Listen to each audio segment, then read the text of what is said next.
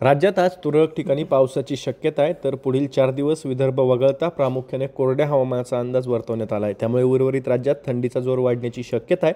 तर राज्यात आज कोकण, मध्य महाराष्ट्र आणि विदर्भात तुरळक ठिकाणी हलक्या सरीसह ढगाळ वातावरणाची शक्यता हवामानशास्त्र विभागानं वर्तवली आहे. त्यासोबतच किमान तापमानात चढउतार कायम राहतील असा अंदाजही हवामानशास्त्र विभागानं वर्तवला आहे. मागील 24 तासात सिंधुदुर्ग जिल्ह्यातील कुडाळ, सावंतवाडी, मुडले, अग्री, मालवण तर हरणाई, त्यासोबतच सातारा जिल्ह्यात सातारा, महाबळेश्वर, कराडमध्ये काही ठिकाणी हलक्या सरींनी हजेरी लावली. पुढील 2 दिवस राज्यातील कमाल तापमान कायम राहील, तर पुढील 24 तासात किमान तापमान मात्र 2 ते 3 अंश सेल्सिअसनं घसरण्याची शक्यता आहे.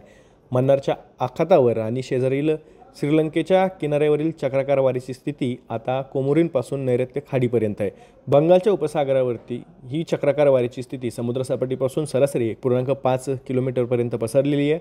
राज्यात सर्वात निच्चांकी अमरेली येथे 16.4 अंश सेल्सिअस तापमानाची निच्चांकी नोंद झाली. तर देशातील अंबिकापूर येथे निच्चांकी 10.4 अंश सेल्सिअस तापमानाची नोंद झाली.